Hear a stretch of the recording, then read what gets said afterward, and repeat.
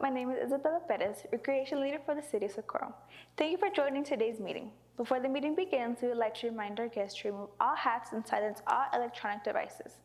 No destructive behavior or outbursts will be tolerated, and violators are subject to ejection and possible prosecution.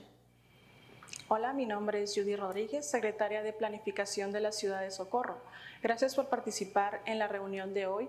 Antes de que comience la reunión, nos gustaría recordarles a nuestros invitados favor de quitarse los sombreros y silenciar todos los dispositivos electrónicos.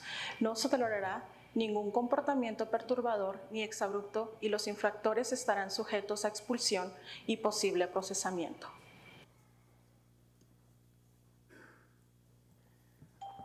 Well, good evening, everyone. Muy buenas tardes a todos.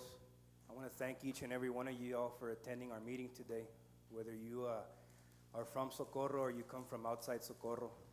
I think it's important that we gather all of the public input because at the end of the day, what affects Socorro affects the outsides of our city and vice versa. Quiero darles las gracias a todos que atendieron esta junta hoy. Me gustaría expresarme de la forma más correcta y respetuosa a todos. Me gustaría decir todo lo que, de lo que vamos a hablar en español, pero desafortunadamente no tengo el tiempo porque hoy se trata de la gente y de ustedes y hoy se trata de escuchar a la gente. I want to afford you all the opportunity to speak, and I can give my statement in both English and Spanish, but I'd rather reserve the time for our residents. But before I call this meeting to order, if you all would indulge me and allow me to give a statement, if you would. So I know this is not a meeting that people attend lightly when an issue brings this many residents together. It's usually because it touches something deeply personal. Our families, our values, our sense of safety, and our future. And I want to acknowledge that right up front. I also want to be clear about why we're here. This meeting is about listening, sharing information, and having a respectful conversation, even when we disagree. Passion is welcome, and disrespect is not. And we can be honest without being hostile, and we can be firm without being divided. And as your mayor, my responsibility is not to tell you what to think. My responsibility is to ensure that this conversation happens openly, truthfully, and within the limits of what our city can and cannot control. Some of what we discussed tonight may be frustrating, and some of it may not be what people want to hear, but my commitment to you, as always, is transparency and respect. Everyone here deserves to be heard, including those who strongly support or strongly oppose this issue. We are neighbors first. So no matter where we stand tonight, I want everyone to leave this room as one community. I ask that we listen to understand, not just to respond, and let's keep our focus on the facts, the law, and the well-being of our city. If we do that, even a difficult meeting like this one can be a productive one. So before moving on, I'd like to share something personal. As a Native American, I tend to see immigration debates through a historical lens. It's a reminder of the historical trauma experienced by many tribes throughout our nation, including my own. And as a husband of a Mexican,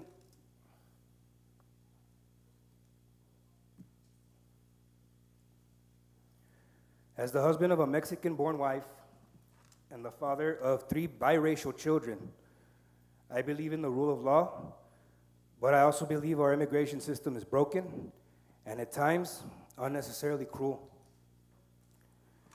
So it may come as a disappointment to some when I say that this is not something that we asked for. It's not something that we saw coming. And this situation exists because Congress wrote detention into federal immigration law, not the city, not the county, and not the state. So I share my personal feelings and perspectives with you tonight. However, those views do not change federal law, nor does my political stance grant the city the authority to interfere with or override federal government operations. Now that the city has factual information about the location, the last thing I want to see is our local taxpayer resources diverted toward the operation of this facility or any detention facility for that matter. This is where the community can step in and be vocal, and we can demand accountability from our federal representatives without turning on each other. We can debate issues without dehumanizing our neighbors. And no outside agenda matters more than the people who live here. We move forward together, or we do not move at all. And I know some of you all may be asking, why can't the city stop it? Well, under the Supremacy Clause of the United States Constitution, municipal governments such as the city of Socorro has no authority over federal detention facilities. These facilities are considered federal property, which legally prevents local jurisdictions from imposing regulations on their operation. Immigration enforcement and detention fall under federal authority. And so the city does not have the power to approve or deny a federal project, particularly one located on federal land. Now, if the city were to cross the line from expressing concern into active interference, it could result in legal action against the municipality. That being said, us up here, we have a responsibility to our residents, and that's to ensure transparency, public input, and a clear understanding of how any major facility may impact our community. At this time, there are significant unanswered questions that we do not yet have clear information regarding infrastructure capacity, traffic impacts, public safety coordination, emergency services, or the long-term effects on surrounding neighborhoods. Our city is already addressing critical local needs, and it's essential that any proposed development, federal or otherwise, be fully evaluated for its impact on local services and taxpayers. Until there is meaningful community engagement, clear communication from federal agencies, and thorough impact assessment, the city is not, and I want to repeat that, the city of Socorro is not in the position to support or facilitate this operation beyond what is legally required. Our focus remains on protecting the interests of our residents, ensuring fiscal responsibility, and prioritizing the needs of our community. I want to thank you all for allowing me to make that statement. Thank you. At this time, we're going to go ahead and call the meeting to order.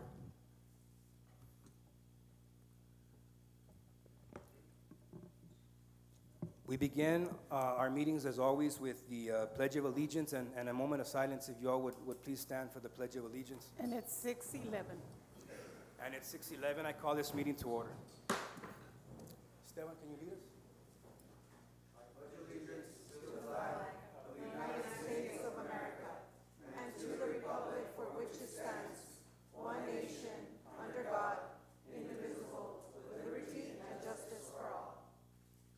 I'd like to ask for a moment of silence.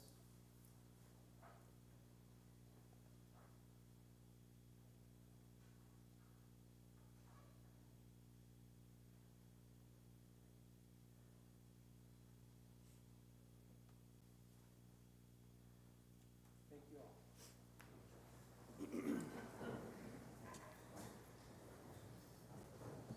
At this time, Ms. Navarro, let's go ahead and establish quorum. Ruben Reyes is absent. Cesar Nevares. Here. Alejandro Garcia. Here. Mayor Rudy Cruz. Here. Gina Cordero is absent. And Irene Rojas. Present. Mayor, we have a quorum. Thank you, Ms. Navarro. Mayor, Yes. before we start, we'd like to welcome some of our dignitaries that are in the room. We'd like to welcome our County Commissioner, Eliana Holguin. We'd also like to welcome City Representative from the City of El Paso, Lily Limon, and Lily. former County Attorney, Joanne Bernal. Thank you.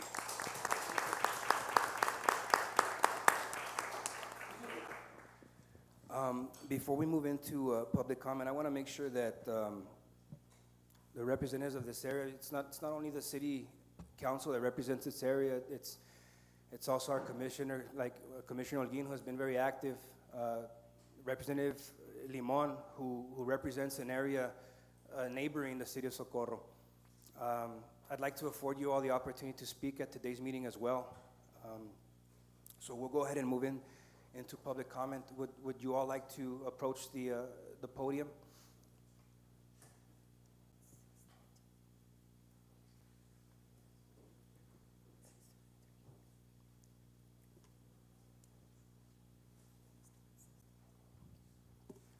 Good evening, Commissioner. Good evening. Commissioner, you have 3 minutes. Thank you. Let me bring this down a little bit. Okay. Good evening, Mayor and Council. My name is Ileana Holguin, and I am the El Paso County Commissioner for Precinct 3, which includes the beautiful and historic community of Socorro. Thank you for giving me the opportunity to address you tonight regarding the detention facility that DHS plans to build right here in Socorro. A facility that will forever change the character of our beautiful Mission Valley, where nearly 350 years of shared history, tradition, and culture unite us. I would also like to thank you all for providing the public with an opportunity to comment on this incredibly important issue, for scheduling this special meeting tonight to hear the concerns and fears of our community related to this new facility. I first learned of this new facility on January 20th, ironically, while in a meeting where we were discussing the challenges that our area is facing as a result of a tremendous increase in residential and commercial development. I immediately reached out to our county attorney to ask that an item be placed on the Commissioner's Court agenda so that we could try to figure out what, if anything, the county could do to try to stop the building of this facility. At that next meeting, on January 26th, over 200 El Paso County residents provided public comment, all of it in opposition to this facility. We listened to more than 7 hours of public comment that day. And I can honestly say that I have never been more proud of how quickly our community came together to speak out against a facility that will stand as a symbol of everything that goes against our values here in El Paso County, where we understand what it means to welcome the stranger and how we are called to treat the least among us. The Commissioner's Court understands that this facility will have a significant community impact, and we share the public's concerns about the facility's use of resources, the lack of transparency, and the lack of public input. Further, we share the public's very serious concerns regarding the reported abuses and substandard conditions at the detention facility that already exists on Fort Bliss. The county stands with our residents in demanding that the federal government follow the rule of law with regards to immigration enforcement, ensure transparency and accountability with how DHS spends its appropriated funds, and provides for the well-being of individuals who are detained not just in our community, but in countless other communities as well. The county has formally notified our federal representatives of our staunch opposition to this facility, as well as requested the assistance of our state delegation as we try to find ways to prevent this facility from being built. We are also committed to obtaining as much information as we possibly can about this facility so that we can share it with our residents. We will also be forming a task force to bring together all of our community partners, as only by standing together can we hope to stop this facility from coming to our community. Commissioner Holguin, your time is up. If I could just close for another 10 seconds. Yeah, Council, would you like to suspend the rules for Commissioner again? There's a motion to suspend the rules and allow. a second. Motion and second. That motion carries. Commissioner again, go ahead. Thank you. I just want to close by saying that I am grateful to the City of Socorro for you all coming together to discuss this item tonight, but also want to ask you not to limit your discussion to the imposition of fees, but rather to also take a strong stand and consider the creation of an ordinance that would prohibit the construction or establishment of any detention facilities within the city limits, regardless of whether or not that action may be challenged by the federal government in the future. And please know that the county and I are ready to provide any assistance that we can with this regard and with these efforts. Thank you for your time. Thank you, Commissioner.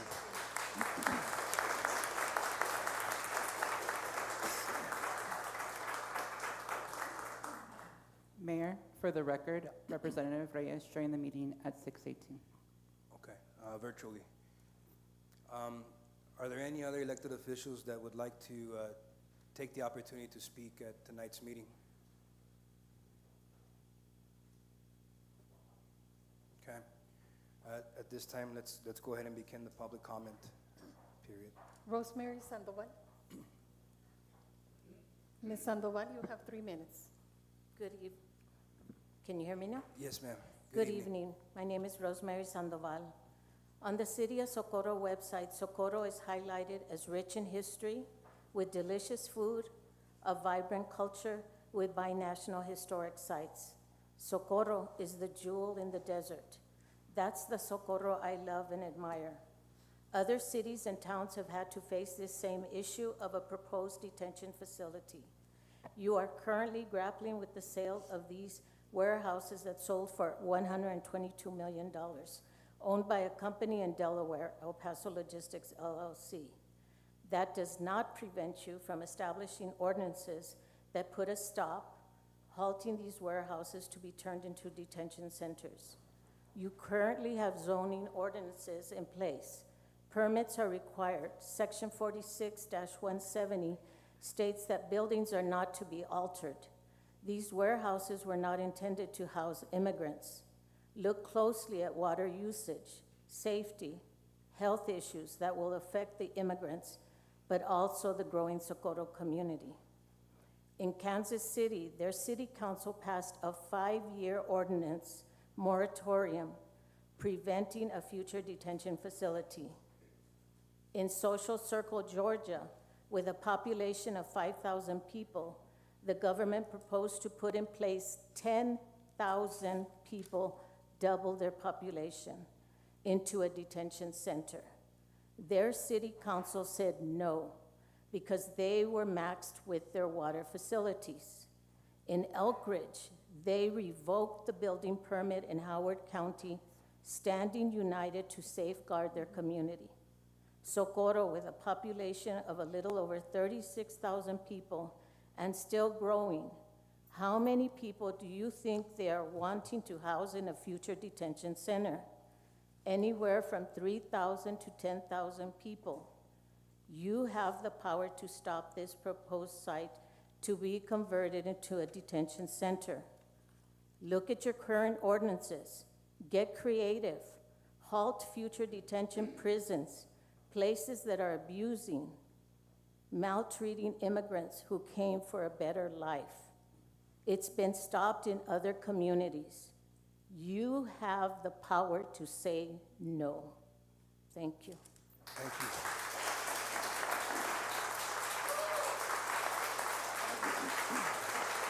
Luis Sandoval. Luis Sandoval. Mr. Sandoval, you have 3 minutes. Good afternoon. I'm Luis Sandoval. I've had a licensed plumbing for over 30 years. I've been certified as a plumber. I'm certified as a backflow preventer. What I am going to talk to you about are the things you need here. The sanitation is horrible. It's going to be worse if they come in. I've been to these warehouses here in Fort Bliss, White Sands, El Paso, and here. These places only have 2 restrooms, a male and a female, in the front of their warehouse. They would have to tear down the floor, but they have to have a master license to tear up the floor because it's modification. You all need to know that they cannot bring in people from out of the state. It has to be from Texas, and they have to have a licensed plumbing and a licensed master plumber to do all these. I was honored, and I installed over 50 sewer lines from your septic tanks to the sewer line here in the beginning. I wasn't here when they started collecting the water, hooking up the water with the city. A lot of places in this area, they have water wells in their neighborhoods. How far does the sewage have to travel before they start drinking it, and people here will be drinking it also? Not just them, but us as a city, as a state. Yes, you're right. I'm not trying to stop them from doing what they want, but they have to do it legally. They cannot come in and just put 1 restroom for all these people, because a 4-inch line, which is what they'll use, is too small for that capacity. They need a 6-inch line, and then you all are hooked up to a lift station about, I would say, 4 miles from here. That thing is going to overflow tremendous with what they're dumping in there, which is natural. Our sewage is natural, and it also contains. That's why I'm speaking up as a plumber, and I'm also speaking up as a backflow preventer. I've also been certified to test backflow preventers, repair them, and install them from 1/2 inch to 6 inch. They would have to bring in their water from wherever it is because we don't have the capacity for the water. They're bringing in more companies that we are going to run out. We are definitely going to run out, and then that's going to be everybody's problem. Not just mine, not just yours, but everybody. Our children's, our grandchildren. So please think hard and think smart, please. Thank you so much. Thank you.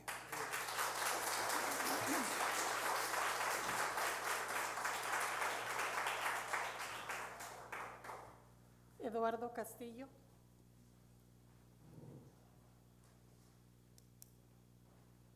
Mr. Castillo, you have 3 minutes. Mayor, council members, thank you very much for hosting this meeting. My name is Eduardo Castillo. I'm a proud native of the Lower Valley. I have many family and friends that live in the beautiful city of Socorro. I am also a retired attorney. The last 26 years of my career I spent with the Department of Justice. I will acknowledge that it can be intimidating to challenge the federal government, but I assure you it is not impossible. There are federal laws, rules, and regulations that even the United States must comply with. By many credible accounts, ICE is failing to maintain detention facilities that comply with federal regulations, facilities that many describe as inhumane. When the federal government fails to comply with due process, when it violates the civil rights of individuals, the responsibility to hold them accountable falls on us as citizens and you all as local governmental entities. Yes, it can be difficult, but we should fight for what is right, not what is easy. No one can guarantee you success in this challenge, but there is one thing that is guaranteed. If you don't at least try, you will end up with another inhumane detention facility built in your jurisdiction and under your watch. I urge you all to take all the steps necessary to prevent this from happening. Thank you.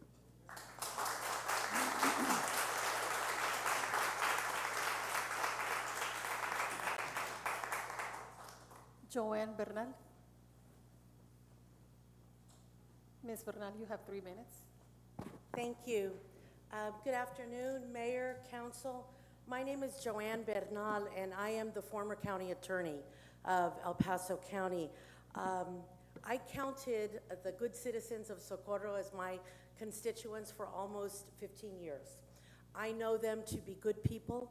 I know them to be people who are guided by their values and their faith. And I rise today to urge you to respect those values and those faiths and to do everything you can legally or politically to oppose the creation of a new ICE detention facility in your jurisdiction. And respectfully, I do think there are things that you can do. I think that there are legal mechanisms that you can take to question the federal government, to hold the federal government accountable. The government does not act with impunity, although sometimes they try. They can be held to legal standards, environmental standards, construction standards, and other established federal standards, and you can hold them accountable. There are many lawyers in this jurisdiction who will stand with you. I am one of them.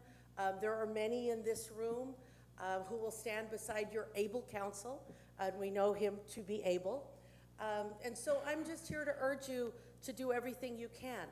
Municipalities all over the country are standing up to the federal government, and we urge you to do this.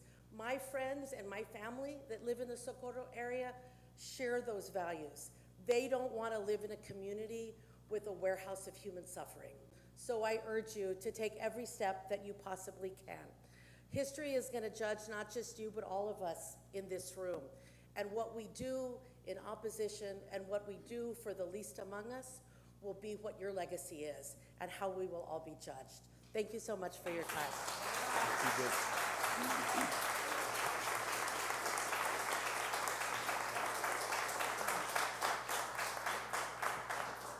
Robert Vines. Mr. Vines, you have 3 minutes. Robert Vines. When the FBI rolled up all the numbers from all the police stations in town, in the country, they found that an immigrant was less likely to create a crime than a U.S. citizen. El Paso County is 82% Hispanic, and many of them are immigrants, which is undoubtedly one of the reasons that El Paso is consistently rated as one of the safest cities in the country. Many come here for a better, or take the risk to come here for a better life. Others come because it's their last chance at life. A neighbor of mine said that a friend of his asked to borrow a gun. He said that he had a good business in Juarez and had to pay protection to the cartels just like they all do. And they kept going up and kept going up, and he couldn't pay finally, and they said that we'll kill one of your kids if you don't pay. He didn't pay, and they killed his youngest son, and they came to El Paso. He has a nice business here, but he says that if they come get him today and send him back, he'll be killed, but not before significant torture. And he said, so if they come for me, I'll kill myself. Some people, it's their last chance in life. People that are doing this often say that they're Christians, only following the law.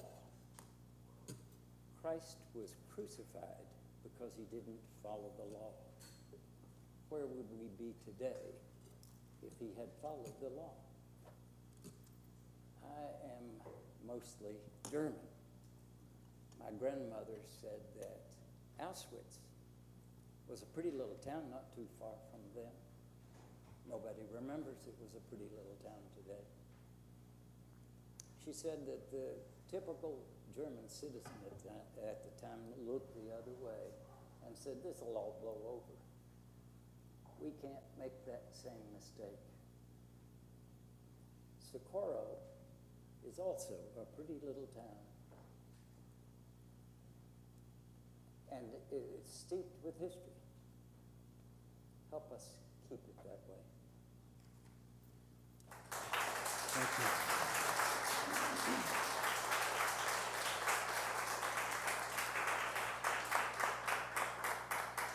Walter Berry.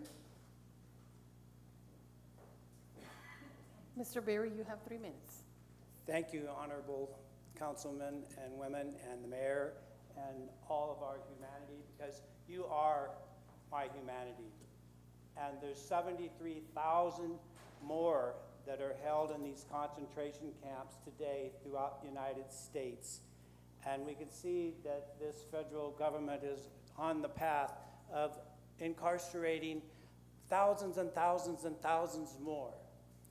And a recent study by the Department of Homeland Security from January 21 to January 31 of this year showed that out of just shy of 400,000 of these human beings that were incarcerated, that less than 14% were accused or charged with criminal offenses. These are our humanity. They're God's children, and everywhere, and starting right here tonight, we're standing up to put a stop to this insanity. Who would we be as God's children if we didn't at least show up and say, enough of this insanity? We all need the same things: air, water, food, shelter, and loving support. They're building all these warehouses. What are all the rest of them for? Are they to incarcerate you and me? Because I'm one of God's children and I can't stand this torture that we're putting upon our family of human beings, women, men, and children. And not just those 73,000, they all have families at home. And they're breadwinners, they're money winners. We're stolen off the streets. This just can't be right. So I've heard about this supremacy law. I don't know enough about it. But certainly there are things that we can do to hold our government accountable for the Constitution of the United States of America. And what they're doing is just not right. It's not included in that Constitution of our United States of America. I love and respect policemen. My dad was a retired sergeant for 30, 40 years. I live in Horizon City. I know most all of the police officers there. I call them peace officers. And I feel safe there. But when I see these men, I feel sorry for them, almost more sorry for an ICE agent today than I do for those that are incarcerated, having to wear those masks and carry around guns and be brutal to women and men and children. And I feel sorry for them. They need our help. They're our humanity too, and they need our help. Please do everything you can to stop the furtherance of concentration camps, especially, well, not especially, anywhere in the world. Mr. Berry, your time is up. Thank you.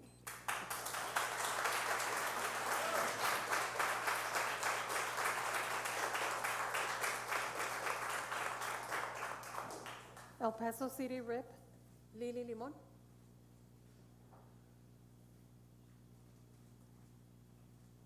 Miriam Cruz.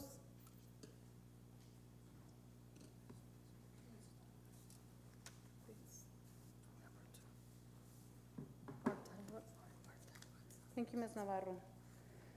Ms. Cruz, you have 3 minutes. My name is Miriam Cruz. Council members know me, well, most of you. City staff know me. I'm a resident of Socorro. I'm also an attorney. I represent immigrants. Oh, I'm already choking up. It's hard to describe what I see and what I hear from my clients.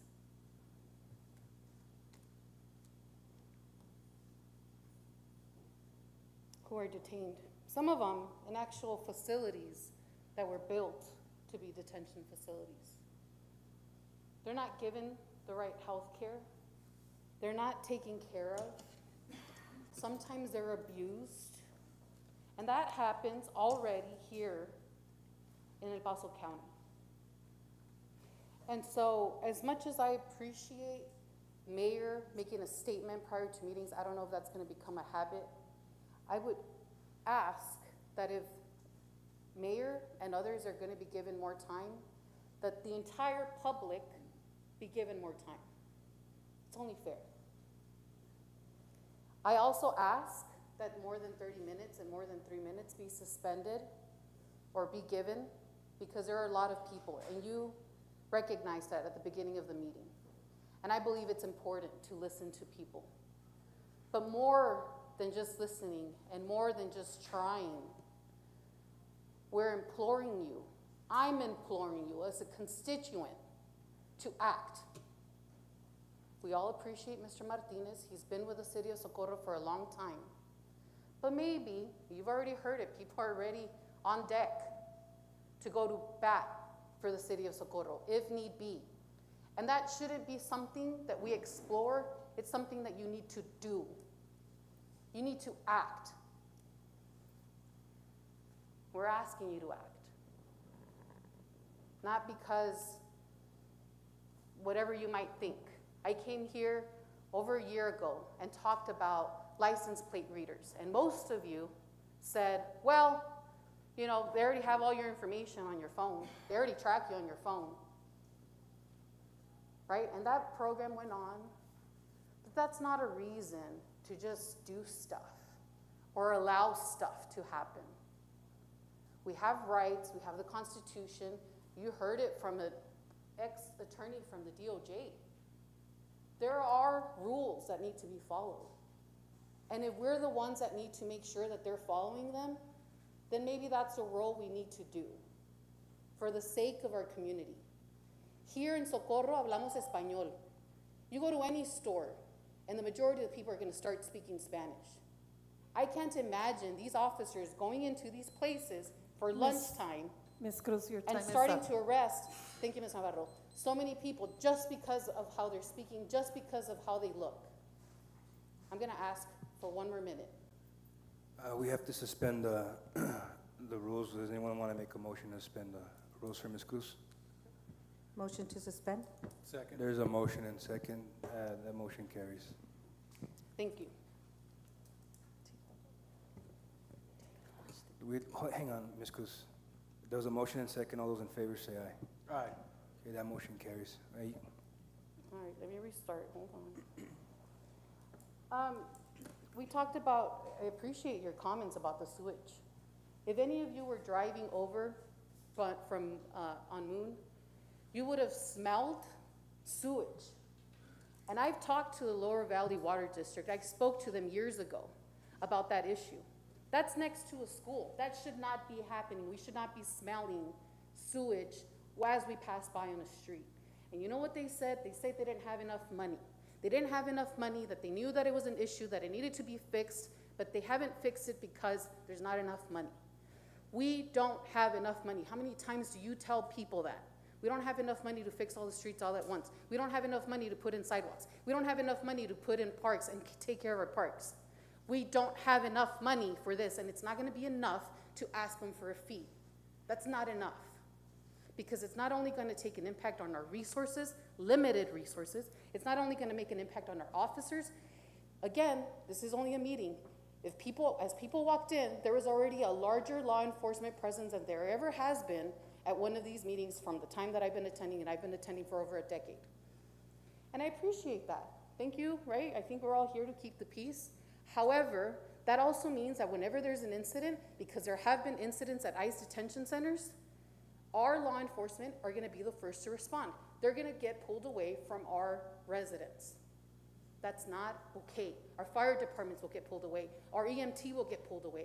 I don't think there's enough money in this world to make up for all of the things and all of the ripple effects that having this detention facility is going to actually cause. Things that we already know, things that we already see, and things that maybe we don't see. As far as individuals in detention, I implore you to go and try and visit one of them. They're not going to let you in there if you let them build it. There's no insulation. It's not meant to be habitated. It was built as a again, I was also on the Planning and Zoning Commission. I'm part of the Board of Adjustments here in the city of Socorro. That wasn't discussed. I'm sure of it, because if not, it would have made the news. It wasn't discussed. They didn't propose that. That wasn't approved. It wasn't approved to be what they're trying to make it be. And how many times do we have contractors come in here and tell us, we're going to do this and we're going to build that? Where's the park over here in Eastlake? It's not there. Where is it? That was a selling point. Oh, we're going to build this big thing. How many houses are already there? I can go on examples. I'm asking you as a constituent and as someone that sees these individuals that are detained face to face, you do not want this in our city. Thank you.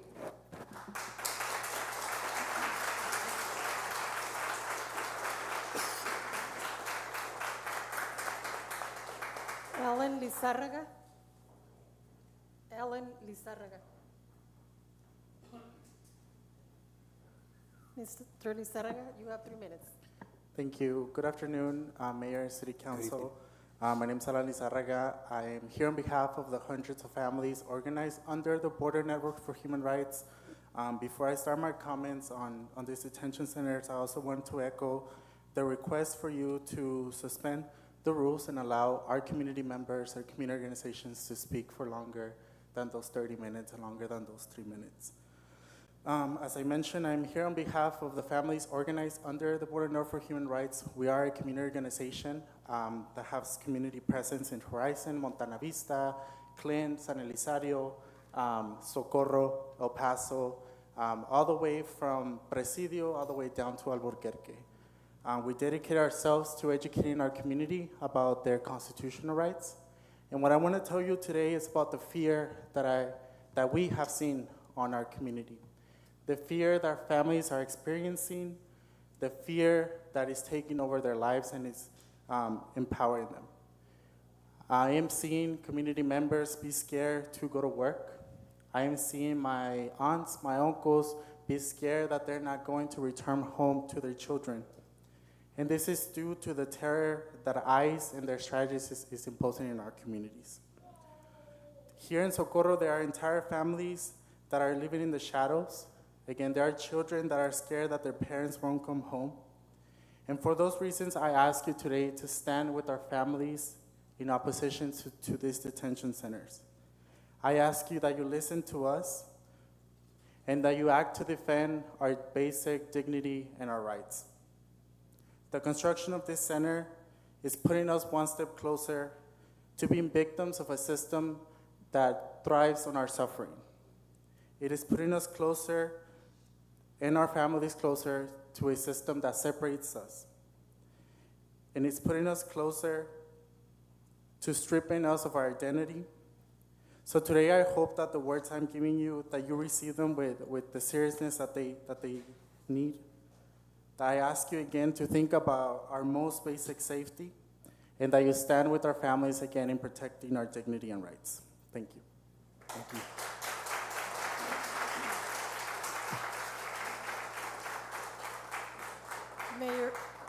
Mayor, we have reached our allotted time for public comment of 30 minutes.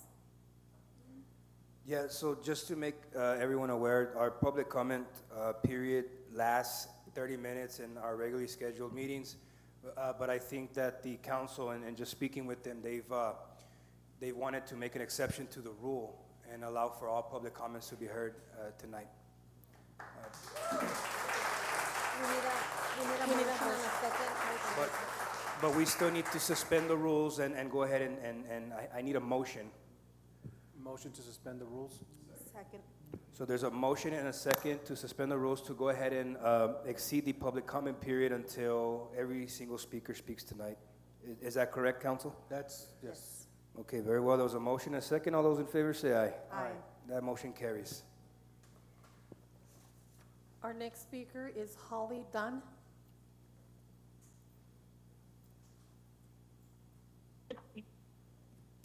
Is Yes, she online? good evening, everyone. Thank you for opening up the floor.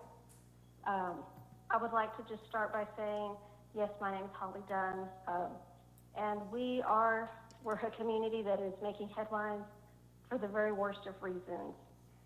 3 people have died in our current ICE facility that we know of, and now we want a warehouse in Socorro so that we can possibly bring more deaths and shame to our border community. I think that this is a very wrong decision. These facilities have a documented history of human rights abuses, lack of due process, and show a clear profiting from incarceration. 40 lives were lost in a Juarez migrant detention facility in 2023. Socorro needs to be very proactive in the position they choose to take on where ICE detention centers are housed.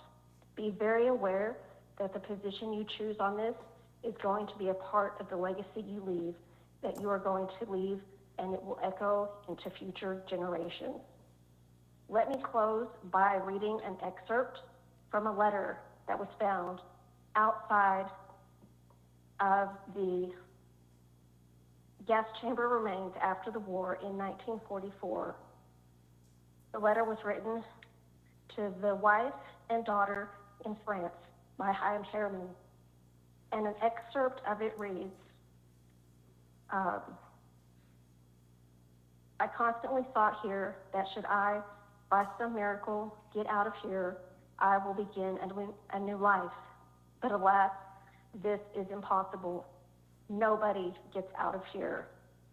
All is over. I'm sending you my last farewell forever. I embrace you most heartily for the last time, and I beg you, do believe me that I'm going away calmly, knowing that you are alive and our enemy is broken.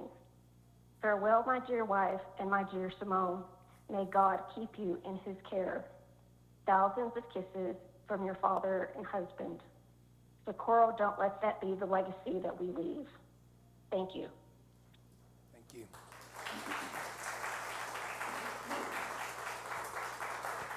Jaina Garcia. Ms. Navarro and the next speaker, if you allow me, it appears that there may be speakers who are going to exceed the 3-minute period, and for us to having to go back and forth and suspend the rules. Mr. Martinez, is there a way that we can just suspend the rules for the rest of the night and allow public comment speakers to just speak beyond the 3-minute? Yes, you just need a separate motion because you've already done it for the 30 minutes, but you need a separate one for the 3 minutes for the duration. Okay, so Is there a motion on the table to go ahead and allow for all speakers moving on to exceed the 3-minute period for their public comment for the duration of our meeting?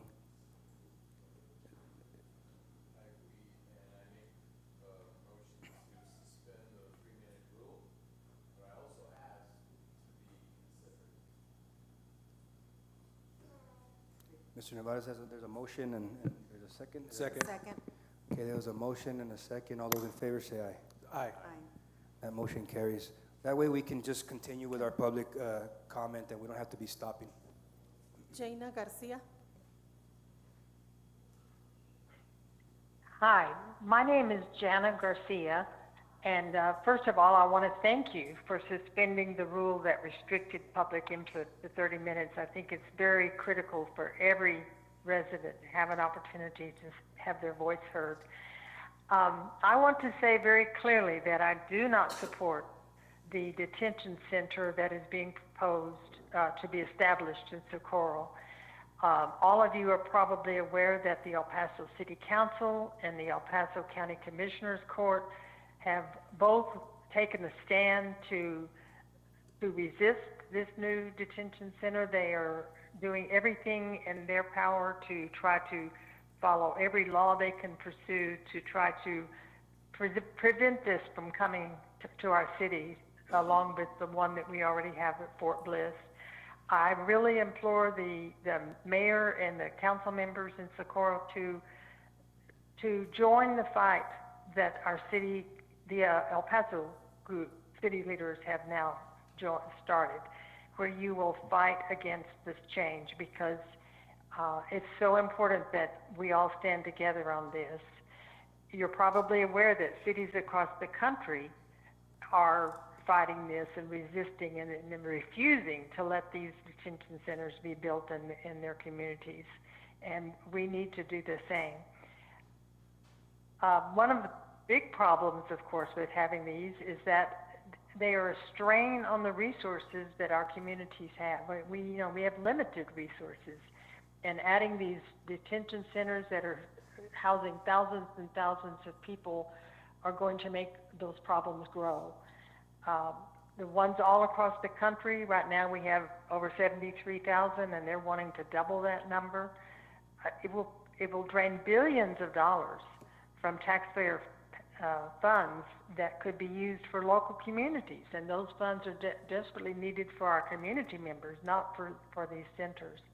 But more importantly, the main reason I think we should be fighting this is because these are not, I don't think detention center is really the right way to describe them. They're really concentration camps, and they are incarcerating people who have had no due process according to what they should have in the Constitution. They have their due process rights have been denied them, and they're living in horrendous conditions. There are dozens and dozens of human rights violations. They live in completely inhumane conditions. Why would we want this in our community? We want to fight this. We want to make sure that we don't have more of these indignities happening in our city. No one in El Paso wants these in our communities. So I ask you to seriously look at ways that I believe you can find to prevent this from occurring again in El Paso. And I do want to say that certainly as the next local elections come up, voters will remember what stand you took and what side you were on. So please give serious thought to doing everything you can to standing against these new facilities. Thank you for your time.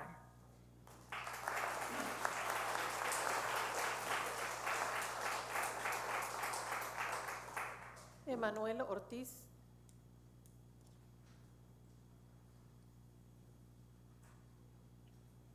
Hello, good evening. Thank you for allowing all of us to speak. I really appreciate you suspending the 30-minute rule. My name is Emanuel Ortiz. I'm a resident of Horizon City, and I'd like to be clear that I strongly oppose the detention center that's being proposed in Socorro. The Department of Homeland Security, they've shown a clear indifference for the law and extreme negligence into their recent actions. ICE agents have resorted to unlawful racial profiling, disregarding the safety of the people they interact with to meet unrealistic deportation quotas, and detaining people for unreasonable lengths of time.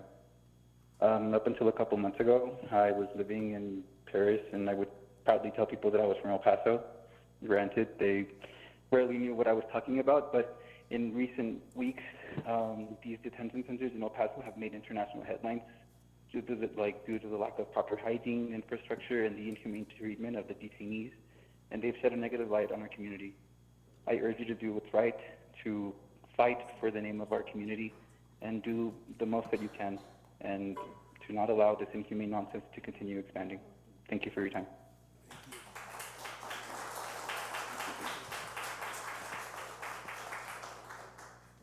Mia Okubo.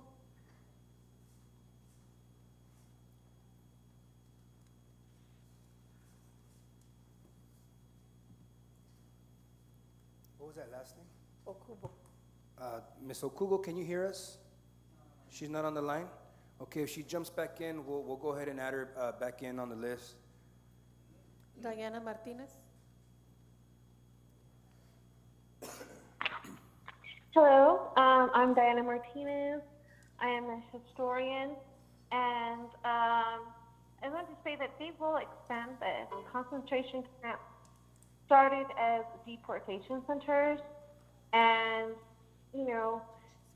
they will expand this as an industrial complex in our region and make our region a concentrated area for concentration camps. And we'll expand it to who they are targeting to be put in those concentration camps. They're making a lot of them. And I suspect it's not going to be just for migrants.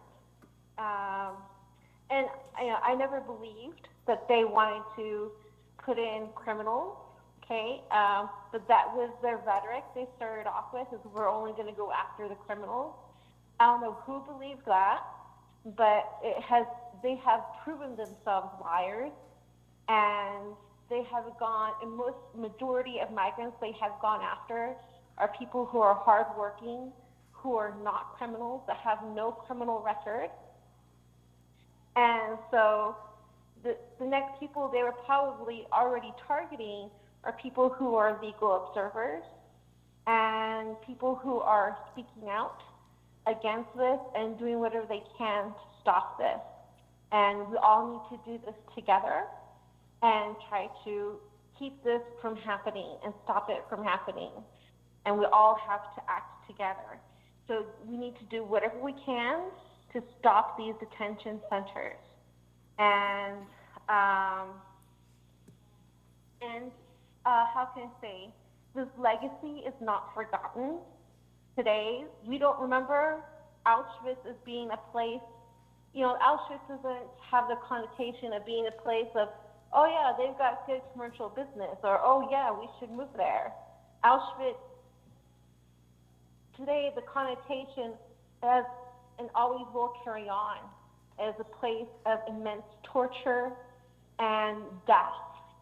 And we don't want to have that sort of legacy. And what they're doing in the detention centers right now, what has been reported by the ACLU is torture. And what has happened throughout the past decade in detention centers is medical neglect that results in death.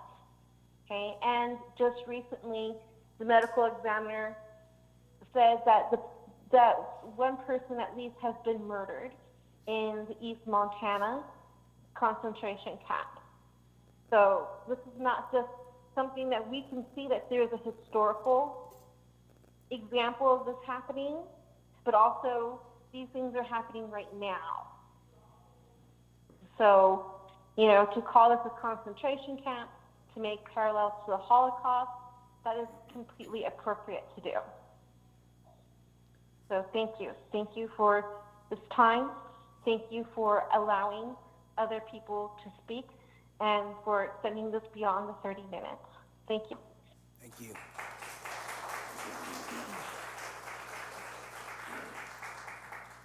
Shay Cohen Jones. Good evening. Can you hear me? Yes, we can hear you just fine. Thank you. My name is Shay Cohen Jones. Thank you for the opportunity to speak. I'm here not only to voice my opposition to the set of warehouses recently purchased by ICE to hold human beings and to all detention in this region, but to urge the city of Socorro to use any and all possible tools at your disposal to stop its expansion. People across the country right now are looking to this region in horror as it becomes an expanding hub of immigration detention, and that the federal government considering our communities disposable. This community is not disposable. This community deserves so much better. The people who will end up locked up in these warehouses deserve so much better. I understand the limits on your jurisdiction, but you are not powerless, and I urge you to consider your options creatively, as the county has done.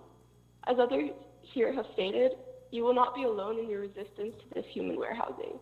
Along with El Paso County and El Paso City Council, other city councils, other local jurisdictions across the country have fought back against the existence of detention camps in their communities, knowing that going up against the federal government is not easy. Thank you so much for your time. Thank you.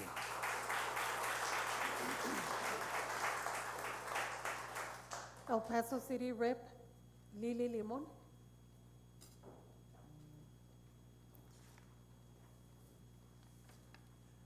Good evening. Good evening, Ms. Limon. Mayor, Council, thank you for allowing us to speak.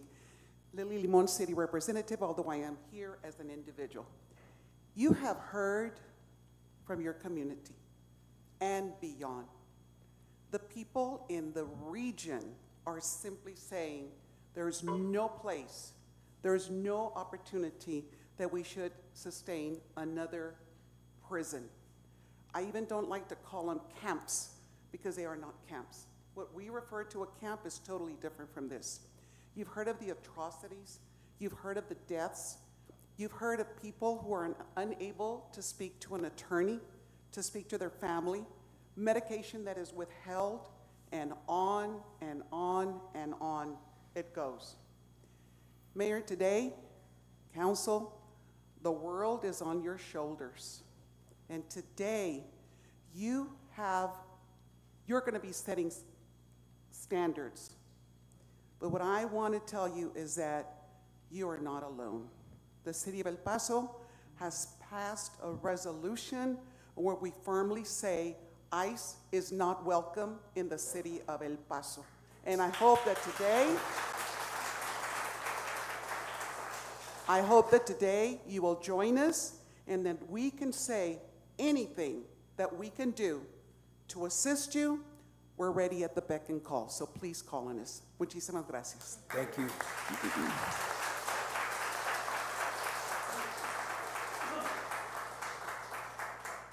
Yvonne Diaz de Leon.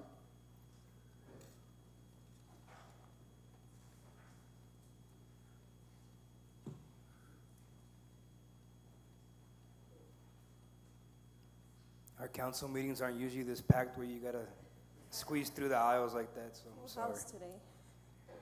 I said this message before to the city council in El Paso and to the commissioners court of El Paso County.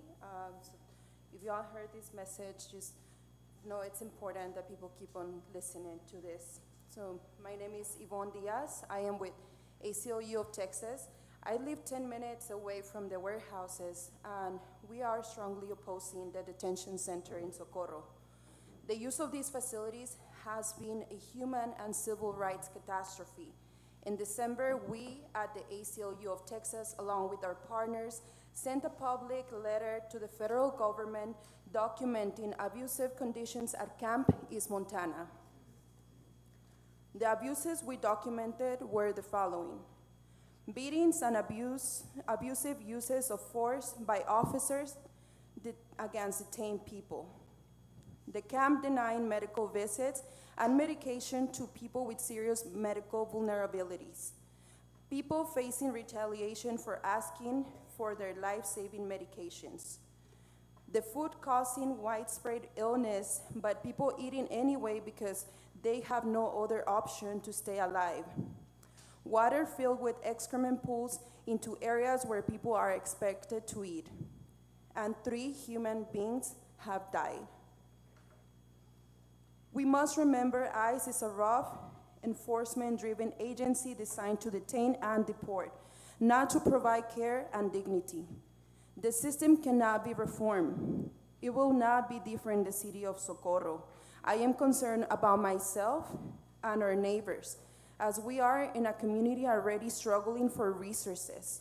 Just next to me, there's a mobile home park that has been fighting for a proper sewage system for years, and they have not had answers to that. Please do not support this operation that will taint this beautiful historic land. Thank you. Thank you.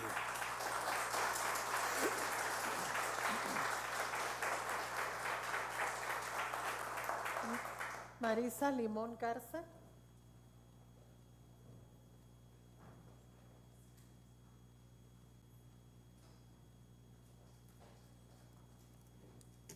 Good evening, Mayor and Council. Thank you for the opportunity to share some different perspectives and to hear them from all of us.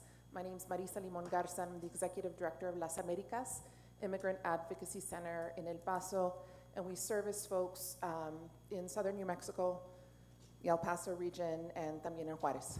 And I'm here to tell you today that this is not hyperbole. I really wish it was. I really wish it was in the history books. I really wish it was in our current reality. Like you, some of you heard the news late in the night about what was happening with the airport. And I didn't find the news until I woke up. And my first thought was like, oh, World War III, here we go. That's not normal. Like, that's not a good response. And I was well rested, and that was how I approached my day. And so what we know to be true, like you, we stand rooted in our values. I don't envy the positions that you're in. Elected leadership comes with a lot of benefits, but it comes with a lot of responsibility. And so with that, I will just share, technically as a business owner, we have 5 team members who service 3 detention centers currently in our region for people that don't have any resources to pay. Our other sister organization, Estrella del Paso, maybe has another 6, 7. And then we have other organizations in New Mexico that have a few more. So if you just think about Campus Montana, which has capacity for 5,000 people, they offer 10 spaces for private attorney access from the hours of 9 to 5. They take count for an hour and a half, twice a day. So if you or your loved one happens to get swept up, let alone anyone from anywhere else in the country, because we have now become a filtration site, a funnel, it will be very difficult for you to have access to counsel. It doesn't matter how much money you have, you want the private attorney to come in, your private attorney will have a great challenge. And so I just exercise what we do every day, which is creative lawyering, which means trying to think through every potential possible solution within the law to help afford justice in an unjust system. And so I invite you to do the same. Do not just take this as like, oh, well, we got to do it, and do not believe them at their word, because it is not true. Do not. We have to suspend everything we thought about the federal government and the rule of law and how everything worked in the United States, porque ya no existe. So we are here to offer support. We're here to help offer education. We're here committed to come to Socorro to provide services directly with you so that people in your community that have questions about immigration, happy to answer them. Again, this is not aligned with our values at all, and it's unfortunate that our region continues to bear the burden, and I ask you to be creative. Let's figure out solutions together so this doesn't happen in our community. Thank you. Thank you.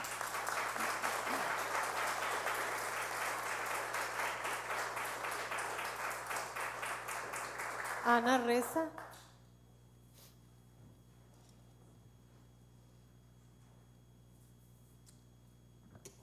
Good evening, Mayor and City Council, and everyone here present and listening today.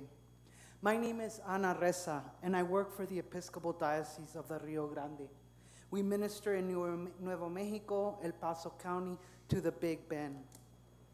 We oppose these kinds of detention sites especially warehouses, housing our migrants, our neighbors, our community members. We visit these places. It's a horror, like many have mentioned. They are evil. As Christians, we pray the Our Father, and the last line, deliver us from this evil. This is one of these evils. These places bring injustice. It's not worth the job or any money it brings. It brings suffering, death, not only physically, but mentally and spiritually. We are called by our faith to do all we can to find ways to stop this. Prayers, speaking out, sharing stories, and never make it easy. Never think that they are your buddies. They lie. There is more good than evil, thank God. So we got to let go of the corruption that surrounds us, because that's how evil comes in. God be with all of us. God be with you all and with all of us. Let the Holy Spirit give us the courage to stand against this evil.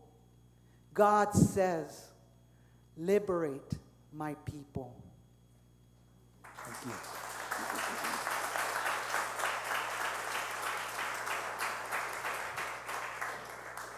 Erica Hissey.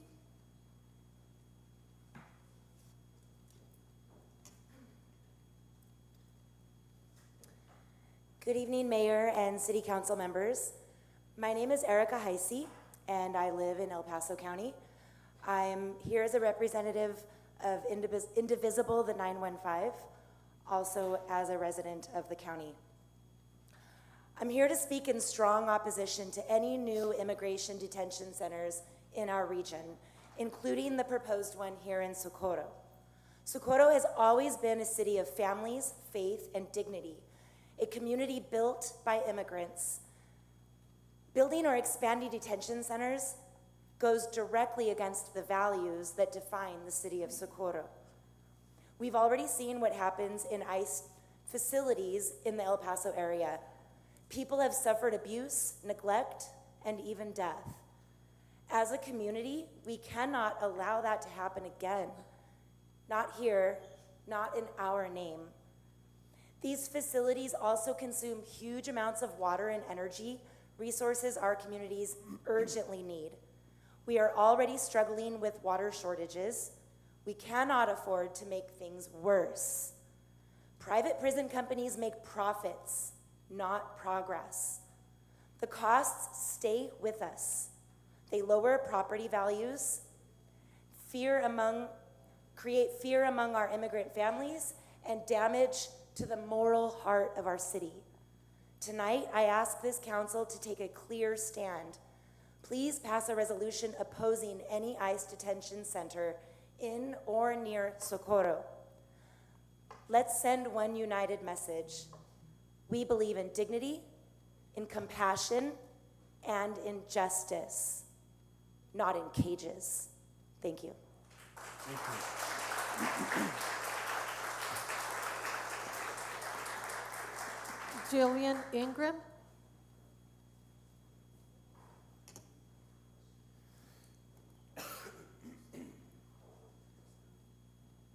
Can you repeat the name, Ms. Navarro? Jillian Ingram. Jillian Ingram. Hello. Good evening. So, could you actually face me with that? Sorry, so I could read it. Thank you. So basically, what I just wanted to point out, my name is Jillian Ingram. I have a degree in political sociology. For the last 15 years, I've been researching white nationalism and how the white nationalist dialogue has slowly infiltrated mainstream politics. So I'm seeing some very disturbing things lately that frankly used to be reserved for the slimy subsections of online chat rooms, and now is being said out loud by our politicians and their administrations. So what I want to point out is that if we have this facility here in Socorro, which is right by my house, we are not just going to see undocumented people in these camps. And we know this because of what we've seen already, and that is that DHS has and will continue to utilize racial profiling, detain legal residents, detain U.S. citizens, defy judicial orders, deny due process, target organizers and activists, generate profits for private prison groups at the taxpayer's expense, deny detainees proper food and medical care, and they will advance a white nationalist agenda with severe brutality. Do we want that in our community? Because that's what we're gonna see.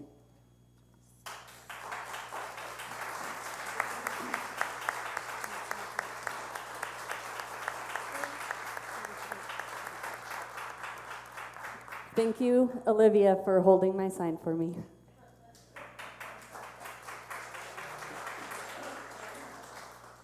Lynn Coyley.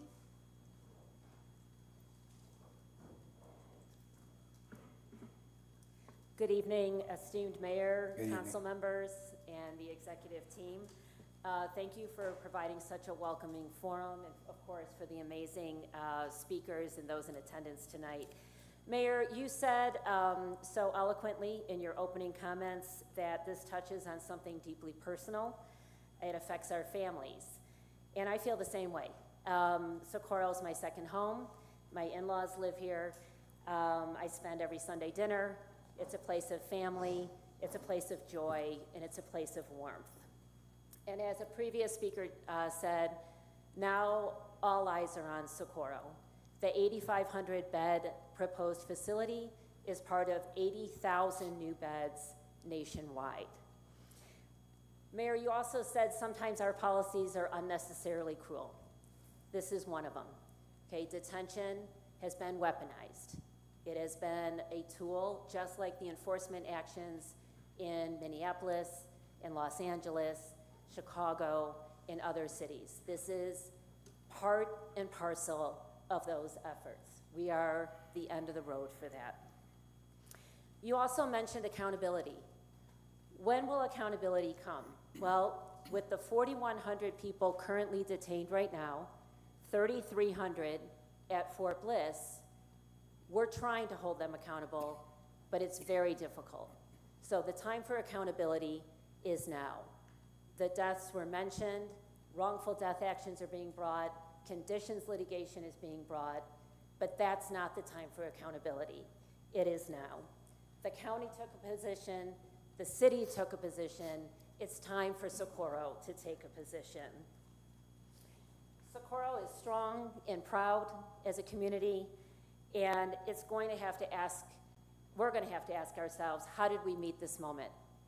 Did we meet it with courage, or did we meet it with fear? Did we meet it alone, or did we meet it united? You have excellent counsel. I've gone up against Mr. Martinez. You cannot find a finer lawyer. I understand services, your budget is probably not unlimited. Whatever he's billing you, he's worth every penny, but we are a community of people who understand that the burden needs to be shared. And so I'm a retired lawyer. I've been practicing, I practiced for over 33 years. Much of my work was bringing claims against the federal government. I am ready, willing, and able, and many of us, like you heard from Mr. Castillo, you heard from our former county attorney, we are ready, willing, and able to join Socorro in the fight. You are not alone. Let's work together.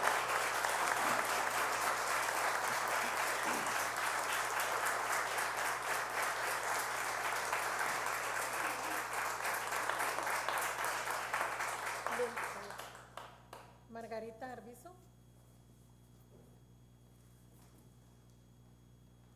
Buenas tardes, yo lo voy a hacer en español.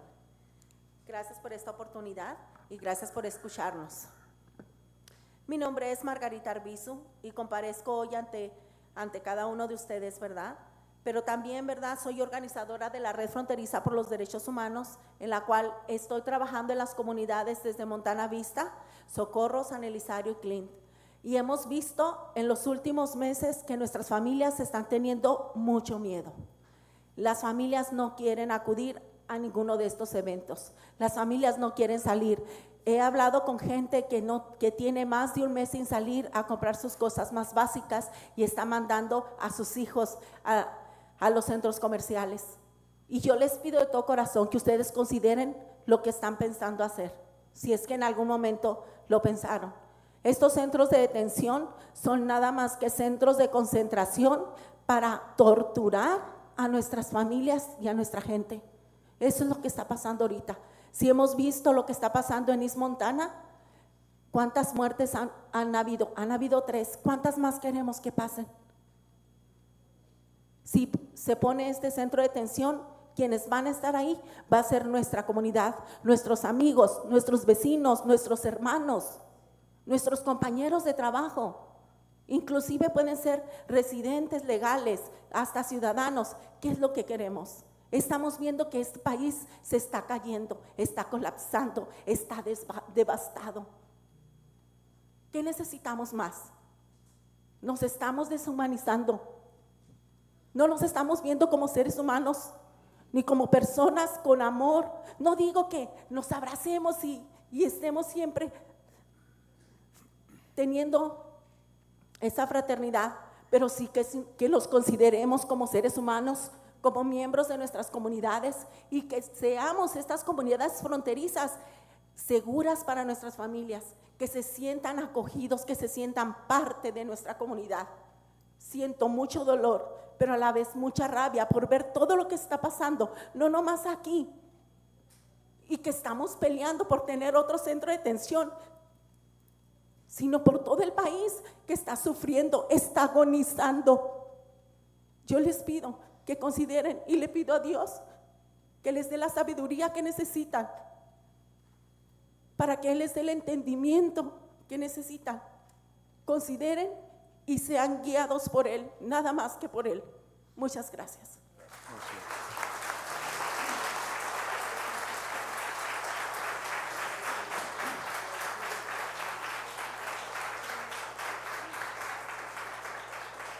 Ashley Sánchez.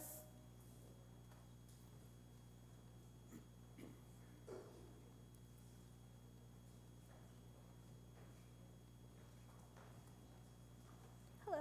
If I cry, it's not because I'm unable, but because this is important. So my name is Ashley Sanchez. I'm a concerned member of the community and have my bachelor's in social work. When I graduated with this degree, I took an oath to this community to love and protect it, and that's what I'm here to do tonight. I grew up here all my life, and I've been surrounded by the utmost displays of love and culture and humanity. I would not be here speaking today without the help of immigrants who risked their lives so I could live my American dream. Well, now my people are under attack. My community is scared. They're being ripped from their homes and kidnapped on the streets, going to their immigration proceedings in the most horrific display of brutality I've ever seen. This is a place of culture and love, family, community, and it is no place for these camps, which are inhumane and deadly in practice. I urge you to establish an ordinance to stop and fight the spread of these camps and the spread of fear and hate in my beloved home and oppose the construction of these detainment camps. Sir, your people are fighters. We want the man who represents us to be a fighter as well. History doesn't repeat itself, but it echoes, and I implore you to be on the right side of it. Thank you.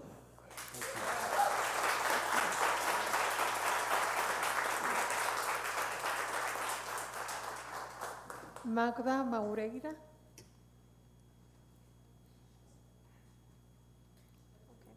Estela Padilla. And then we'll go back to her.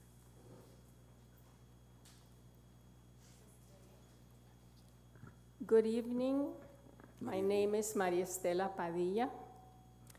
As a descendant of the Piros that established Socorro, I can speak to the people of Socorro being compassionate and kind, loving the earth, respecting nature, and being people who were peace lovers. I can read to you something that I wrote once when I was speaking for Rio Bosque to give you an idea of what it was like here. When I was born, an enormous river greeted me and gave me and my cousins a wondrous playground in which to grow and be among nature, beneath mighty cottonwoods, plodding along its marshy edges, hiding in its willow thickets, searching for frogs and turtles, and always with a chorus of hundreds of species of birds in the background. Along its banks, we enjoyed family picnics, fishing, and horseback riding. I was born 80 years ago. I don't know if anybody here is older than 80 years, but I remember that river. And I remember the water, the plentiful water. And now we're a desert. We don't have water. You cannot even imagine how much water there was here with that river for both sides, for Juarez and El Paso, families enjoying the banks of the river. Now we're going to be required to provide enormous amounts of water to this awful place. I cannot even address the inhumanity. I'm a retired federal employee. I've been a law enforcement officer with federal government. I've been an asylum officer. I can tell you how asylum seekers come to this country and how that law should be applied. I've been a diplomat with the State Department. I have a lot of experience to speak to the inhumanity and the lawlessness that is going on in the government. And we will be judged by what we did today. What are we going to do? As a previous community organizer, I can tell you that if you lead, we will follow. Thank you.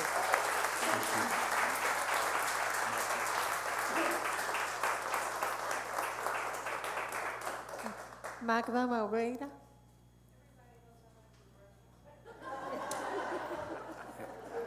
But your sister didn't tell us what you did there, so that's... Just number one. Yeah, all right. It was quick. Aye, all right. My name is Magda Moreira, and I think I came in with a very long face earlier this evening. I don't know about you all, but I've really been energized by what we have heard tonight and the number of people that are here. Y así es como se hace, unidos, unidos. It doesn't escape me, though, that on a nightly basis, on the news, we learn about communities across the country. I mean, we are one of many communities that are being targeted for the concentration camps. And many communities have been successful, either through ordinances or simply through pressure, through looking back at I's that weren't dotted and T's that weren't crossed. There has been success in getting rid, or not even, just not even being hostile to it happening, and they go away. They actually can go away. So I really hope, and I implore you to look into any and all possibilities for doing that and to join in the regional effort. We heard from the city of El Paso, we heard from the county of El Paso, and we were waiting desperately to hear from the city of Socorro. And I think that's what we're here to do tonight, and we're with you. You're not alone. What I want to bring up is that there's been an interesting example of courage and ethics. Going back to December, and Rosemary mentioned that Delaware company that owns those warehouses, right? Well, that company contracted a company that was the Oneida tribe. It was native run. It was a native run company. The Oneida tribe nation was contracted to come in And when they found out why they were being contracted and what they were being asked to do, they begged off. They said, no. They said, we come from a tradition where we understand concentration camps, and we will not participate in that. And I think we should lift that, and it should give us courage, because it's been part of this morass of lack of humanity. And so we stand with you. I am encouraged much more than I was earlier tonight, and we look forward to continue to participate in this movement. Thank you.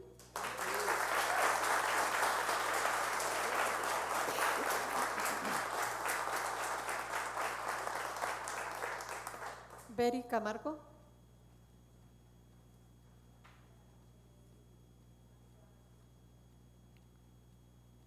Honesty Tercero. Juan Ortiz.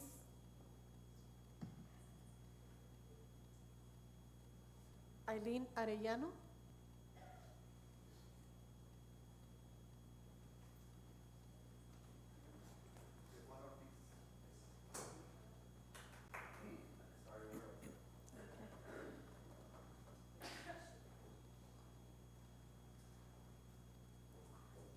Hello to everybody.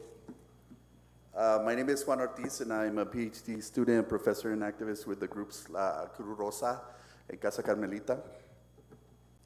Despite the reason we are all here, I'm so happy to be here. Growing up in Sparks,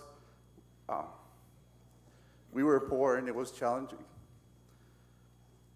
Everyone here knows the struggle of water in Socorro.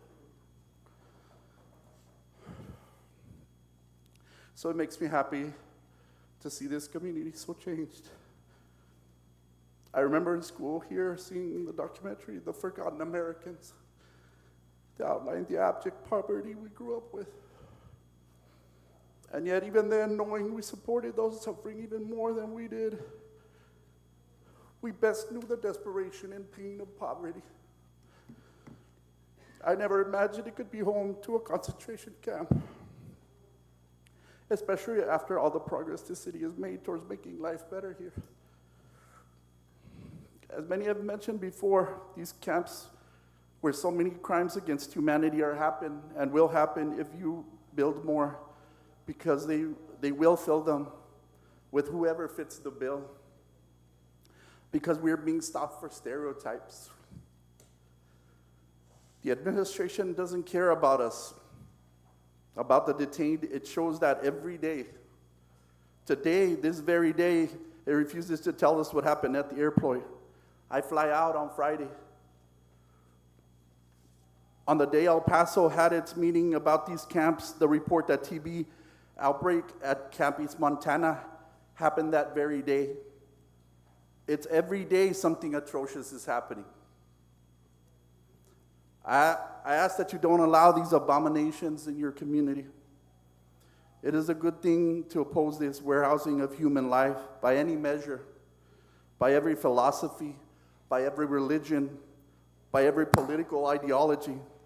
So I ask you, who is in opposition to this? And what would you call them? Evil? Thank you.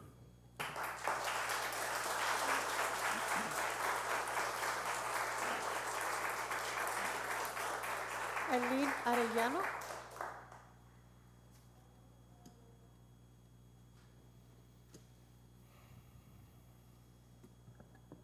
Good evening. Good evening. I would like to give thanks for being able to stand here today and represent our beautiful community. There is no easy way to start this, nor is there an easier way to end what has already been brewing in the background of this city, this country, and this world. But I come here today to speak these words of truth and hope that you will heed them and allow them to really resonate in your heart. I understand that what is going on in this city and this country is far bigger than what is explained to us, and I understand that I may not know everything, but I do know that human rights are for everyone. In school, we were taught about world wars, the Holocaust, and all of the brutal things that humans have managed to accomplish. And yet here I am in 2026 pleading for my elected officials to not repeat history. From the Bracero program, the Rio Vista Center right behind us, to the Fort Bliss detention centers, this community has suffered many traumatic loops in the name of national security.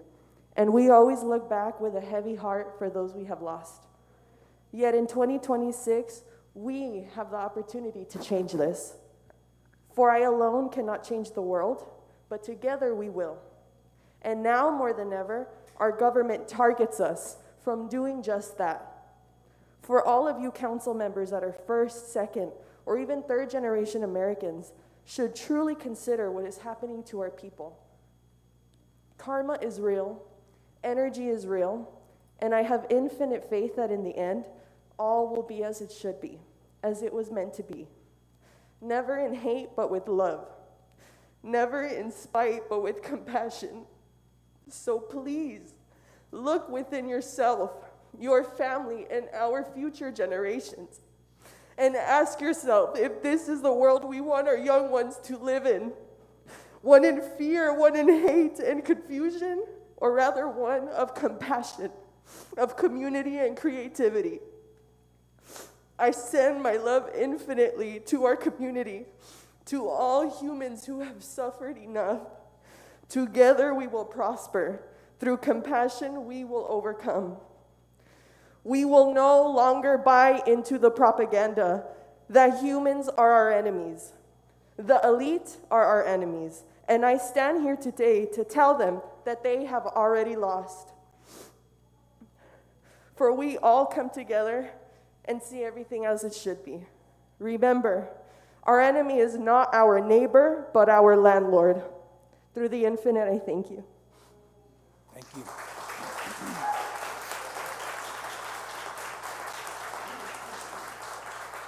Isidro Torres. Isidro Torres.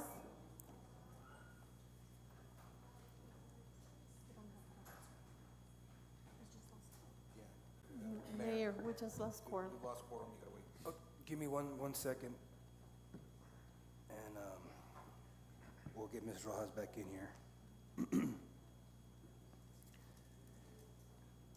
Again, the laws that we have to follow for.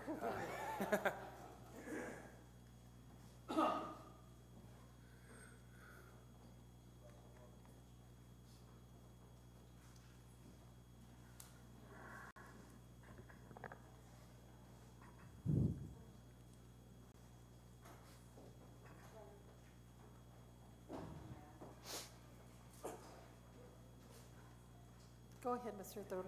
Thank you. Good evening, Mayor. Good evening, Council and City staff. My name is Isidro Torres. You know, I have worked alongside you with great pleasure as Executive Director of NAMI El Paso. But today, I come to you as a proud resident of Socorro. On top of working alongside you on helping bring mental health initiatives to the city, I've gotten to celebrate with you. I've gotten to break bread with you and to be in community with you. And today, along with so many individuals in this room, I stand ready to fight with you. We know that this detention center is going to bring inhumane treatment to so many individuals here in our community. It's going to put a strain on so many of the services my neighbors, your neighbors rely on. My family spans to the mid-1800s here in Socorro, before there was even a border. My grandpa came through the Bracero program just across the street. I met my grandmother across the street from here and called it home. And so, because of that, I know that here in Socorro, we're tough as hell. And so I ask for you all to show the federal government, show ICE, how tough we really are, and do everything in your power to ensure that we stop this camp from being built here in our home. Thank you.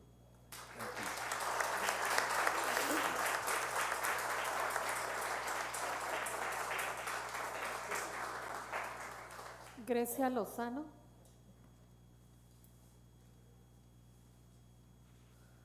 Rebecca Ruiz. Okay. Ms. Ruiz, give us a minute. Sorry.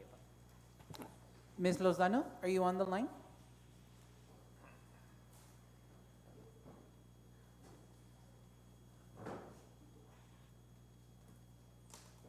Ms. Lozano?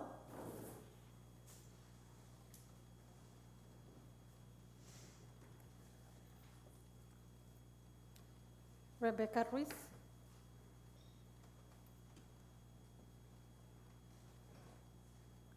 Do I move it or no? You can adjust it. Okay, thank you. Okay, so I come here today with no expertise and I'm not representing any organization. I come here purely with emotion, experience, and observation as a citizen and as a Chicana. On August 3rd, just a few years ago, our community was targeted, racially profiled by a mass murdering white supremacist, motivated by his hatred of us, encouraged by the current administration. I believe we still hold the morbid record for highest mortality of a racially motivated mass shooting. Mayor and Council, you have reiterated that your priority is the community of the County of El Paso and the City of Socorro. I invite you to consider that this is already affecting our community. Look around and see the beautiful brown skin of the people in these rooms. Hear the accents, hear the Spanish, and look at all of our surnames. This and more are the characteristics that white supremacy and ICE target. We all woke up to alarms about the FAA closing our airspace. I think, yeah. Furthermore, I would urge all of us to consider the people currently being targeted and murdered in these facilities as our community as well. Mayor, you said that this is personal for you, and it is personal for all of us. How many of us are immigrants from Mexico, or just a generation or two away? And how many of us, as the last person said, were here before the border was even drawn? We are the people of the Americas, and no one is illegal on stolen land. Thank you. Thank you.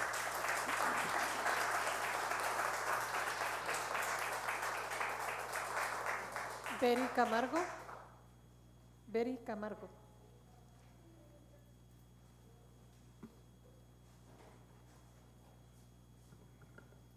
Good afternoon, Mayor, council members. My name's Betty Camargo, and I'm here as a mother, as an immigrant, a community organizer, but also a proud product of this city. I grew up here in Socorro as an undocumented student. Some of my family still calls this community home. Today I stand before you not only on my own behalf, but on behalf of the families who could not be here, parents who are right now working late shifts, elders who build their lives in the city, and students who are watching this moment unfold with uncertainty. I stand as the voice I once needed when I was their age. I know what it means to grow up under the weight of fear, the fear of a knock at the door, the fear of family separation, fear that a routine traffic stop could unravel everything. That kind of fear shapes a child. It conditions silence. It teaches you to shrink yourself. It tells you that your belonging is temporary. Today, I'm no longer silent. I am organized, I am informed, and I am here because decisions like this one shape the emotional and civic climate for generations to come. This proposal is not just about infrastructure. It is about identity. We must be honest about the broader narrative that Immigration Detention Center reinforces. The idea that immigrants are problems to be managed rather than neighbors to be valued is inconsistent with the lived reality of this community. Immigrants are not an abstract concept here. We're workers, we're veterans, we're educators, we're small business owners, we're taxpayers, we're graduates of Socorro High School. We're raising families and contributing to this local economy every single day. I have worked inside immigration detention facilities. I have witnessed firsthand the lack of transparency and the limitations of oversight. Civil and human rights violations do not announce themselves publicly. They occur quietly behind restricted access and complex bureaucracy. When harm occurs, Families are left navigating a system designed to exhaust them rather than protect them. That is not the legacy Socorro should be choosing. As a Socorro Bulldog alumni, I refuse to see my hometown associated with a concentration camp. Socorro should be known for investment in education, in small businesses, in public safety rooted in trust, in youth opportunity. Those are investments that strengthen the city. A concentration camp or detention center does not. This is a defining moment. The question before you is not simply whether to approve a development proposal. The question is what kind of community Socorro intends to become. We can choose fear or we can choose dignity. We can reinforce harmful narratives or we can affirm that immigrants, all immigrants, are part of the American story. I'm here representing families who are saying clearly, this concentration camp does not represent us. I want to close with a quote that has shaped my commitment to justice from Franklin D. Roosevelt that reminds us, remember always that all of us, and you and I especially, are descended from immigrants and revolutionists. If that is our inheritance, then dignity, not detention, should be our standard. Thank you.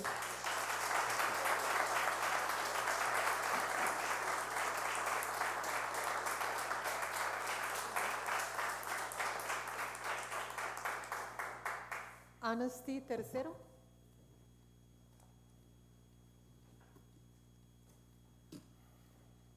Good afternoon, City Council and Mayor of Socorro.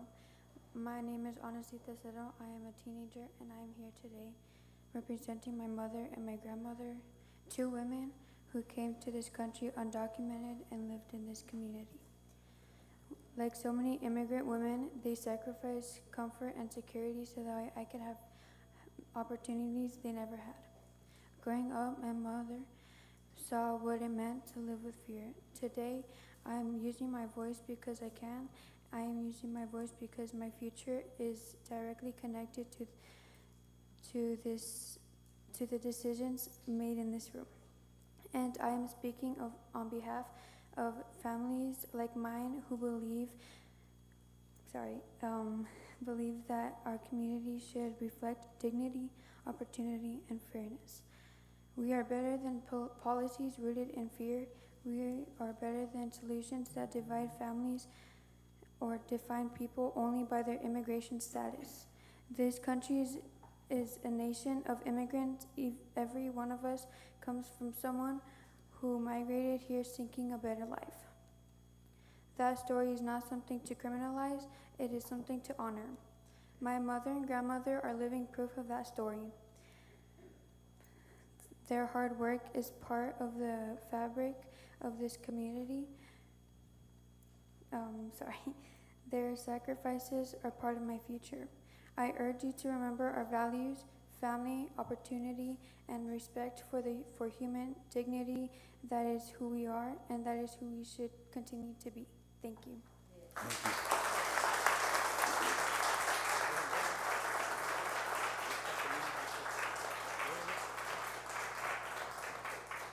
Mayor, those are all our speakers. Those are all the speakers. You know, it's not something that I normally do, but just by show of hands, how many residents of Socorro do we have here tonight? I just wanted to capture that because I would have thought that my community would have been more outspoken than that. And that may be my fault. That might be our fault. Maybe we're not sending a stronger message. Maybe there's a disconnect between local government and the community. I don't know what that is, but I can tell you that we've researched some of the communities that have been successful in deterring the facilities to be set up in their communities. And I can tell you this, it's because that was communicated to them prior. And so the other day, someone made a comment to me, and they told me, well, you know, Socorro was the easiest target. But I beg to differ because had they communicated that purchase was going to take place, they would have known of the hell of a fight that Socorro would have put up alongside its residents and community members that surround the area. That's how I want to view it.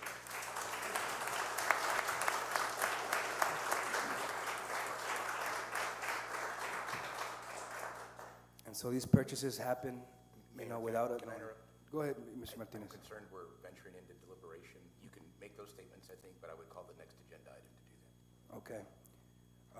So we're going to go ahead and end public comment. There's no more public comment speakers. So the public comment period is now ended at 7:49 p.m.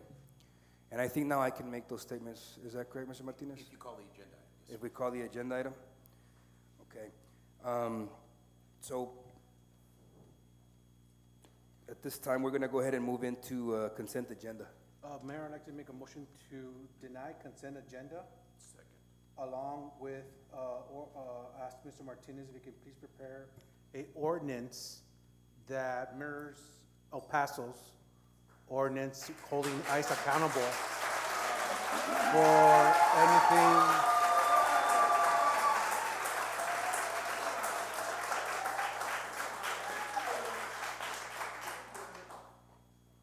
to hold, exactly like El Paso's.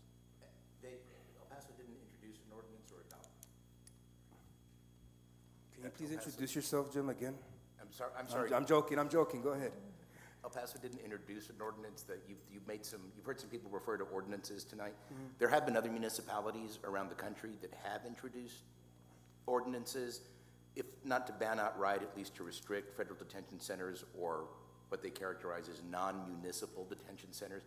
El Paso isn't one of them. The city of El Paso isn't one of them. Yet, the action it took was to direct its city attorney's office to investigate methods to do that. Then I would like to make a motion to investigate methods to deny detention centers in Socorro. Second.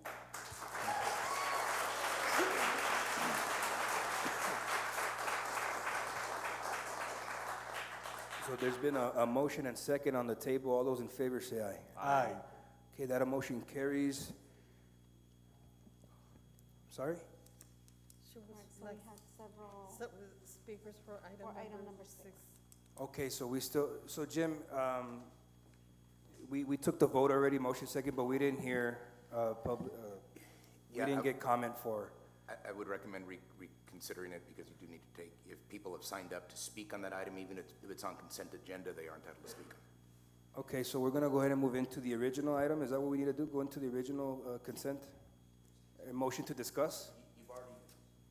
You've already voted on it. I would move to reconsider it, reopen it, the introduction of it, or the denial of it in the same motion, but then you need to take comment on that item. Okay.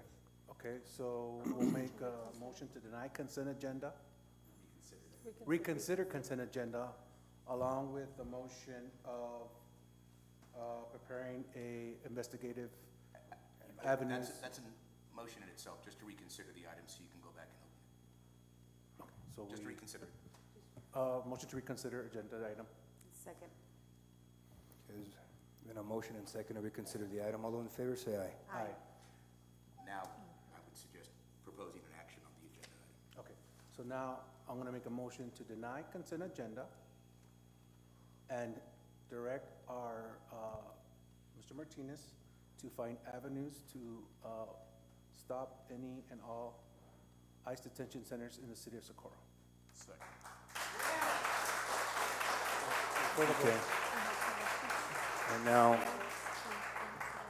now we can go ahead and accept the public comment on this item. Our first speaker will be Rosemary Sandoval.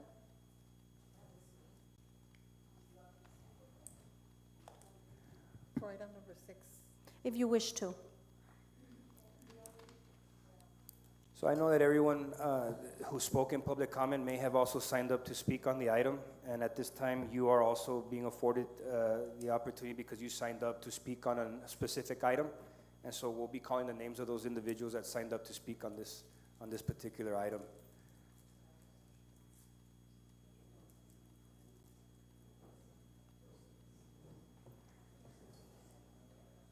Eduardo Castillo.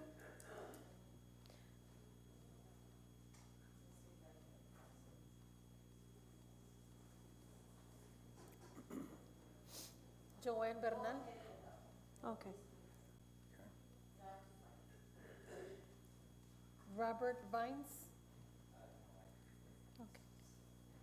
Walter Berry. No, okay. Miriam Cruz.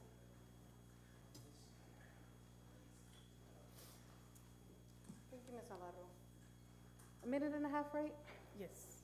So, thank you. I think you heard from the commotion or the glee in the room that we appreciate council hearing us. However, time is of the essence. And so as much as I appreciate the motion, I think we need to make sure that it gets done ASAP. And so I would appreciate if, I believe, what's today? I believe the next council meeting is next week. I don't know if the agenda has been finished, but if it hasn't, then I propose that it be done by then. I think this needs to be voted on ASAP. And so I would ask that council reconsider, and I apologize to Mr. Martinez for putting a little bit of a rush if possible, but I think we would all appreciate that if we can get this done, the sooner the better. That's all, thank you.